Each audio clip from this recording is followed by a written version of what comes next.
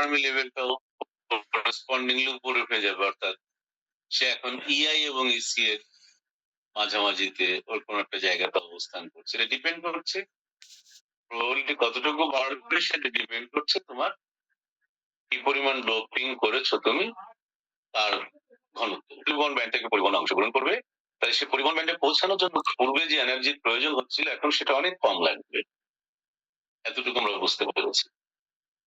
এবং most of the কেসে যেমন হয় যে AC minus CI by two যা বরাবর হয়তো ফার্মি লেভেল অবস্থান করছে পরিবহন ব্যান্ড এবং এই যে ইম্পিউরিটি লেভেল যেটাকে বলছি আমরা দাতা স্তর, এই দাতা স্তর এবং পরিবহন ব্যান্ডের মাঝামাঝি জায়গাতে ফার্মি লেভেল অবস্থান করছে। এই ডিস্টেন্স তোমার দাতা স্তরে মানে ডোপিং কনসেন্ট্রেশন যত বেশি হবে ততই তোমার এই ইম্পিউরিটি এনার্জি লেভেল যেটা দাতা স্তর সে ততই পরিবহন ব্যান্ডের কাছাকাছি চলে যাবে, যাতে পরিবাহিতা বৃদ্ধি পায়, অর্থাৎ সহজে পরিবহন ঘটতে পারে। ফিগারটা ক্লিয়ার হলো? হ্যাঁ স্যার। ফিগারটা সবাই বুঝতে পেরেছো? স্যার যা ডেসক্রাইব করলাম বুঝতে পেরেছো সবাই? হ্যাঁ স্যার। আগে ফিজিক্সটা বুঝে নাও, তাহলে এরপরে ম্যাথ কি করবো এটা আমি না বললেও বুঝতে পারবো। এই কথাগুলো এখানে বলা হয়েছে, ঠিক আছে? এখন দেখো পরিবহন ইলেকট্রনের ঘনত্বের রাশিমালা যেটা আমরা এর আগে পরিবহন ব্যান্ড ইলেকট্রনের জন্য বের করেছিলাম সেটা ছিল this EF minus EC by KT, অথবা মাইনাস ইসি মাইনাস ইএফ, এখানে মাইনাস কমন না হয়। এই সংখ্যা অবশ্যই আয়নিত দাতার সমান হবে। আয়নিত দাতা মানে যারা ইলেকট্রন ডোনেট করবে পরিবহন প্রক্রিয়ায় তাদের সমান হবে। তা তো বটে, ইলেকট্রন কি আর উড়ে আসবে নাকি? ইলেকট্রন কিন্তু দাতা পরমাণু থেকে এম পাও। আমরা যদি ধরে নিই যে ইএফ স্তর দাতা স্তরের চেয়ে কেটি অপেক্ষা একটু উপরে অবস্থান করছে, তাহলে শূন্য দাতার ঘনত্বকে গাঢ়ত্বকে লেখা যায় দিস, কেটি অপেক্ষা একটু উপরে। কারণ এটা তো আগের সমীকরণ ছিল minus CG by two KT, অর্থাৎ অর্ধেক বরাবর। আমরা বললাম আরেকটু উপরে, কেটি থেকে আরেকটু উপরে গিয়ে, চিত্র যেভাবে বলা আছে এটা আমরা ধরে নিয়েছি। কেন ধরলাম? কারণ ইম্পিউরিটি মিশ্রণের ফলে বা ভেজাল মিশ্রিত করার ফলে পরিবাহিতা বেড়ে যাচ্ছে, তাই দাতা স্তর বা ফ্রি ইলেকট্রন ফ্রি হওয়ার সম্ভাবনাটা বেড়ে গেছে, পরিবহন অংশগ্রহণের সম্ভাবনা বেড়ে গেছে। তাহলে শূন্য দাতার ঘনত্ব বা গাঢ়ত্ব, শূন্য দাতা মানে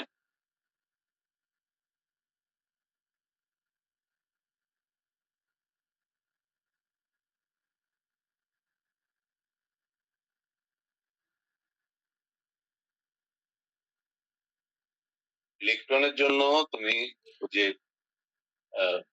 সম্ভাব্যতা ফাংশন পেয়েছিলে এফ ই, কেমন শুনতে পাচ্ছ? হ্যাঁ স্যার। তাহলে যারা ডোনেট করবে না তাদের ঘনত্ব কেমন হতে পারে? কথাটা মানে হচ্ছে তাই, তাদের ঘনত্ব হচ্ছে এরকম n into 1 minus fe।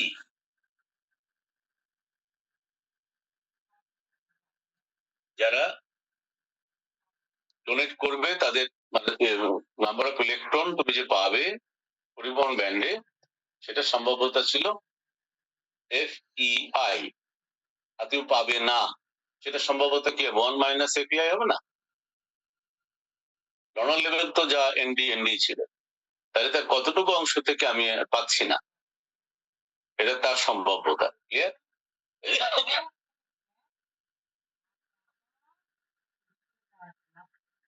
Clear? হ্যাঁ স্যার। পরিবহন পরিবাহী ব্যান্ডের শূন্য দাতার ঘনত্ব ইলেকট্রন ঘনত্বের সমান হবে। পরিবহন বা পরিবাহী ব্যান্ডে শূন্য দাতার ঘনত্ব ইলেকট্রন ঘনত্বের সমান হবে। কেন?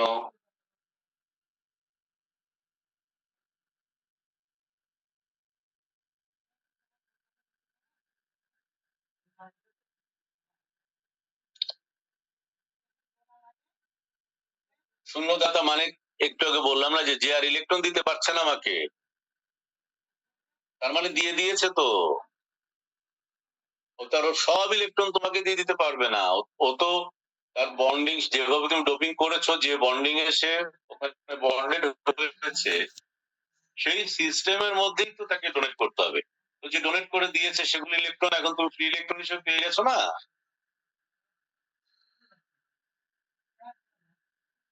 হ্যাঁ স্যার। যাদের থেকে তুমি ফ্রি ইলেকট্রন যাদের পেলে, নাম্বার অফ ফ্রি ইলেকট্রন মানে যতগুলো পরমাণু থেকে তুমি পেয়েছো, একটা একটা করে ইলেকট্রন তারা ডোনেট করেছে, একসঙ্গে দুটো ইলেকট্রন তো ডোনেট করতে পারবে না। আর যারা করে ফেলেছে তারা তো এখন আর, তাদের অ্যাবিলিটি এখন জিরো, তারা তো দিতে পারবে না তোমাকে। এই জন্য বলা হচ্ছে, ভালো করে লক্ষ্য করো, পরিবহন ব্যান্ডে বা পরিবাহী ব্যান্ডে শূন্যদাতার ঘনত্ব আর ইলেকট্রনের ঘনত্ব সমান হবে। এই জন্য N equal to ND। Clear? এই দুটোকে তুমি এখন ইকুয়েট করো, NE এর এক্সপ্রেশন আর ND বলতে মানে আমি এই যে এক্সপ্রেশনটা এক কথায়, এখানে ওরা শূন্যদাতার ঘনত্বকে ND দিয়ে প্রকাশ করলো আর কি, অসুবিধা নেই। তাহলে তার যে এক্সপ্রেশন সেটা হচ্ছে এটা, ND as a function of 1 minus FEI, কোনো অসুবিধা নেই। সো NE এর expression is equal to ND এর এক্সপ্রেশন দিস, এবং এটা কিন্তু আসছে 1 মাইনাস FEI, এটা উপরের যে এক্সপ্রেশন ছিল ND এর, সেখান থেকে এটা বসানো হয়েছে। এখানে কিন্তু নতুন করে কোনো কিছু প্রতিপাদন করা হয়নি, মাথায় রাখতে হবে। এটা উপর থেকে আমরা ব্যবহার করেছি EI minus CF by KT। এইটাকে এবার সলভ করো, উভয় পক্ষের লগারিদম নাও, লগারিদম নেওয়ার ফলে সিম্পলিফাই করলে সমীকরণ বুঝলে এভাবে ক্যালকুলেট করতে হবে। এবং আমরা ইনিশিয়ালি ফার্মি লেভেল কত পরিমাণ রাইজ করলো সেটা বের করার জন্য EF ইকুয়াল টু আমরা এই রাশিমালাটা পাই। আবার যদি আমরা ঠিক অ্যাবসলিউট 0 ডিগ্রি সেলসিয়াস তাপমাত্রায় চলে যাই, তাহলে সে কি আবার এখানে T ইকুয়াল টু 0 বসালে,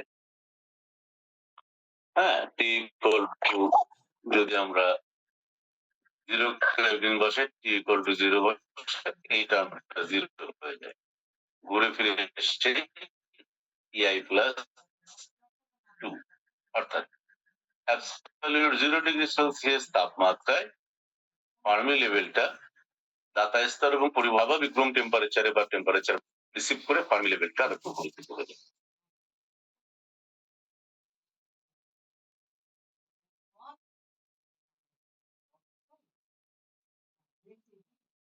নেটওয়ার্ক একটু ডিগবাজি খেললো, ডিগবাজি কে আগে জায়গা পেল। তার মানে আমরা যে শুরুর দিকে বলেছি যে অর্ধ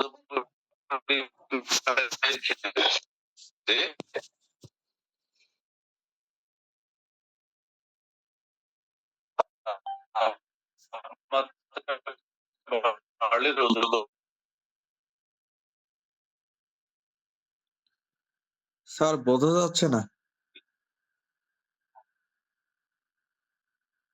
শুনতে পাচ্ছ না? না স্যার, প্রবলেম করছে।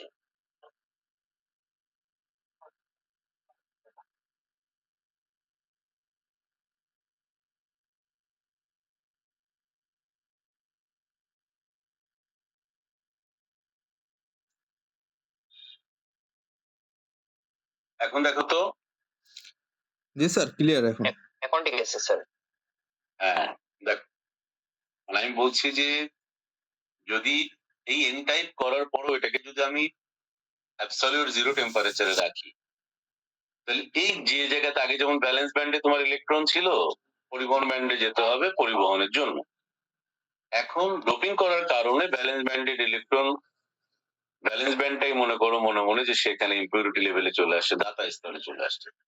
তাহলে দাতা স্তর থেকে পরিবহন ব্যান্ডের যে দূরত্ব, যদি রুম টেম্পারেচার বলো বা তাপমাত্রা যদি বেশি হয়, সেক্ষেত্রে এই এনার্জি লেভেলের মানে এনার্জি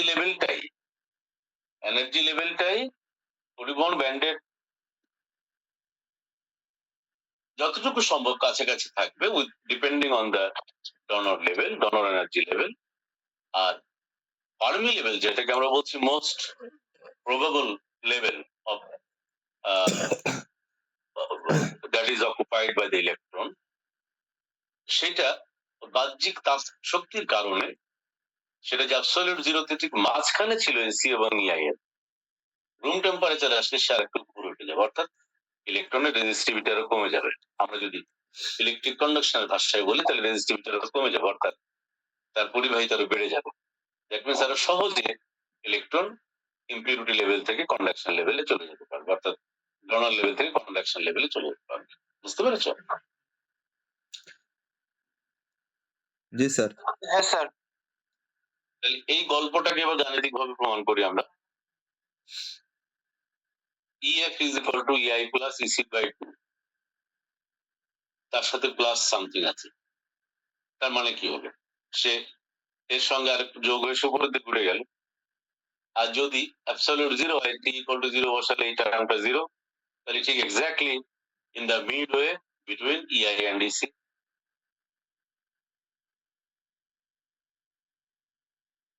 ক্লিয়ার? স্যার। ওকে। প্রত্যেকটা ক্যালকুলেশন একই ভাবে একই কনসেপ্টে করা হয়েছে। তোমরা একটু কাগজ কলম ধরো, ধরে একটু প্র্যাকটিসটা করো, করে আমাকে আগামী ক্লাসে একটু আউটপুটটা দাও। হ্যাঁ, ভয় পাওয়ার কিছু নাই, ভয় পেলেই মুশকিল। তবে এখন কিন্তু আর আমরা যেহেতু ব্যান্ড গ্যাপ দিয়ে আমরা বুঝাই ইভি থেকে ইসি এর ডিফারেন্সটাকে, EC minus EV equal to band gap বলে আমরা জি বলি, তো ইআই মাইনাস ইসি কে কিন্তু তোমার ব্যান্ড গ্যাপ বলে ফেলো না, তাহলে কিন্তু ভুল হবে। কারণ ইআইটা যে দুইজনের মাঝখানে আছে বা এরকম কিন্তু কোনো সমীকরণ বা কোনো বাধ্যবাধকতা নেই, তুমি এটা বলতে পারো না। ইসি মাইনাস ইআই কে আমরা ডেল ই দিয়ে কখনো কখনো প্রকাশ করি, বারবার ইসি মাইনাস ইআই না লিখে এই যে ডেল ই দিয়ে ইসি মাইনাস ইআই কে প্রকাশ করি। এখানে লেখার কথা ছিল minus EC minus EI by twice KD, সেই জায়গায় আমি বলছি del E by twice KD, তার ব্যাখ্যাটা দিলাম EC minus EI equal to del E. ব্যাস। তাহলে একটু আমরা পড়ি সবাই নাকি? জি স্যার। স্যার আমার একটা সিম্পল একটা কোশ্চেন ছিল। বলো বলো। যোজন ব্যান্ড থেকে ইলেকট্রন পরিবহন ব্যান্ডে যাওয়ার আগে পরিবহন ব্যান্ডে কি কোনো ইলেকট্রন থাকে? ইন্ট্রিনজিক সেমিকন্ডাক্টরে? হ্যাঁ স্যার। মানে সেমিকন্ডাক্টর। বিশুদ্ধ সেমিকন্ডাক্টরে? জি স্যার। না রে বাবা, তাহলে গ্যাপ করতে আসবে। আর এর ক্ষেত্রে ড্রপিং পরিবাহীর ক্ষেত্রে পরিবাহীর ক্ষেত্রে তো সর্ববস্থ শক্তি স্তর ইলেকট্রনটাই তো পরিবহন ব্যান্ড, ওখানে কোনো গ্যাপ নাই। মানে ও যে সর্ববস্থ শক্তি স্তর যে ব্যালেন্স ব্যান্ড, ওখান থেকেই সে বাইরে থেকে এনার্জি দেওয়ার সাথে সে পরিবহন অংশগ্রহণ করবে। হ্যাঁ স্যার, ব্যালেন্স ব্যান্ডটাই তো পরিবহন ব্যান্ডের মধ্যে ঢুকে যায় আর কি। পরিবাহীতে পরিবহন ব্যান্ড এবং ব্যালেন্স মানে কন্ডাকশন ব্যান্ড ব্যালেন্স ব্যান্ড দেখা যায় যে পরিবহন ব্যান্ড ব্যালেন্স ব্যান্ডের মধ্যে ঢুকে গেছে, তার মানে হচ্ছে কোনো প্রকার শক্তি অপচয় ওখানে ঘটবে না।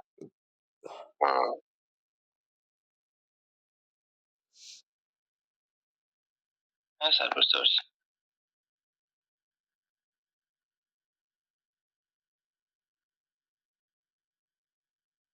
যা করেছো এটা হচ্ছে উল্টা। পি টাইপের ক্ষেত্রে কি হবে?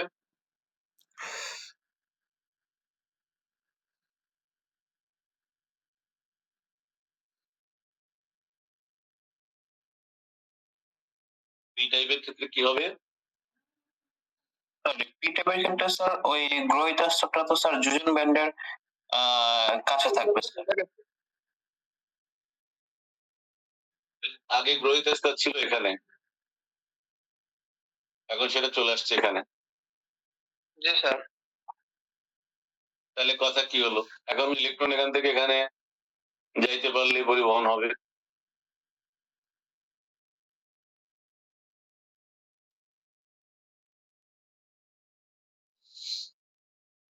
বিশুদ্ধ অবস্থায় ইলেকট্রনকে এখান থেকে এখানে যাইতে হবে, কিন্তু সেটাই বলা যায় নেমে চলে আসছে এখানে, অর্থাৎ এখানে গেলেই আমার পরিবহন হয়ে যাচ্ছে। আর এখানে ফার্মি স্তর চলে আসছে এখন,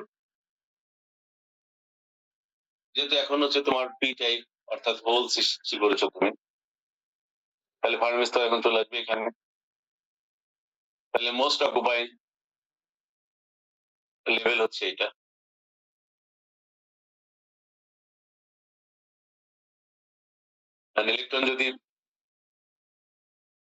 ইলেকট্রন দ্বারা যদি ফার্মি লেভেল অকুপাইড হয়, আলটিমেটলি তোমার গ্রহিত স্তর তাকে অ্যাবজর্ব করে নেবে, দ্যাট মিনস রিকম্বাইন্ড হয়ে যাবে, অর্থাৎ ইলেকট্রনকে মুভ করার জায়গাটা তৈরি করে দেবে, সাথে সাথে কন্ডাকশন শুরু হয়ে যাবে। এটা হচ্ছে ফিজিক্যাল ফিনোমেনা। তারপরে ম্যাথমেটিক্স। এটা ক্লিয়ার না হলে তো ম্যাথমেটিক্স করে কোনো লাভ নাই। কনসেপ্টটা একদম খুবই সামান্য। ঘটনা যাই হোক না কেন, ইলেকট্রনকে পরিবহন ব্যান্ডে যেতে হবে। এখানে আমরা ইলেকট্রনের সম্ভাবনা বাড়িয়ে দিয়েছি। বাড়িয়ে দেওয়ার কারণে তারা পরিবহন ব্যান্ডের কাছাকাছি চলে গেছে, কারণ ইলেকট্রনটা ওখানে। এখন আলটিমেটলি ইলেকট্রন এই ইএফ এ যেতে পারলে আমার পরিবহন অনেক সহজ হয়ে যাবে, রেজিস্টিভিটি অনেক কমে গেল। এক্ষেত্রে কি করেছি আমরা? এক্ষেত্রে আমরা ইলেকট্রনের সংখ্যা বাড়িয়ে দেওয়ার কারণে যোজন ব্যান্ড থেকে ইলেকট্রনের নিজের মানে ফ্লেক্সিবল স্তর যেটা, সেই স্তরটা অনেক উপর উঠে গেছে। আর এখানে কি করতে হবে? এখানে অ্যাকসেপ্টার লেভেলকে নামিয়ে নিয়ে আসছে, তাহলে পরিবহন পর্যন্ত তার কোনো মাথা ব্যথা নেই, কারণ সে এখন যদি এই ফার্মি লেভেল ক্রস করলে অ্যাকসেপ্টার লেভেল তাকে রাস্তা দেখাই দিবে, টান দিয়ে নিয়ে নেবে। ইলেকট্রন মুভ করবো, ওরাও মুভ করবে, মাঝখান দিয়ে এনার্জি ট্রান্সফার হবে।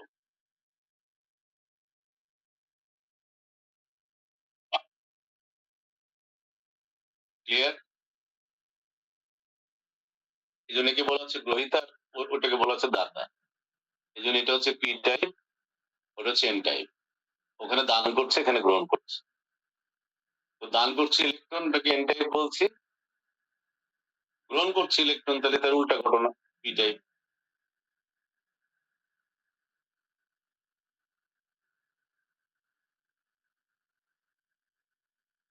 এখন কি কোনো কনফিউশন আছে? না sir, clear sir, clear sir.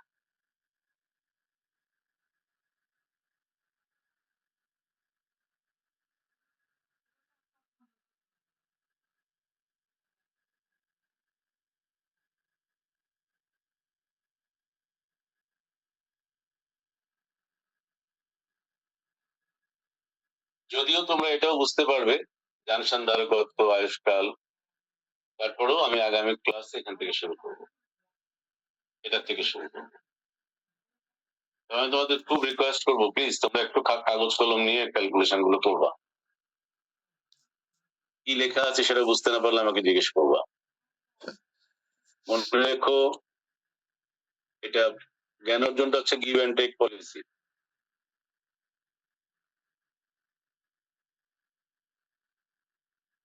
জ্ঞান অর্জনটা কি? Give and take policy. আমার থেকে একটু নিবা, আবার আমাকে ফিডব্যাক দিবা, দিলে তখন আমার বুঝতে সুবিধা হবে যে তোমার সমস্যাটা কোথায়, বা আমার ডিসকাশনটা কোন লেভেলে করতে হবে। কারণ তোমরা সবাই ম্যাচিউর স্টুডেন্ট, কিন্তু এটা মাথায় রেখো।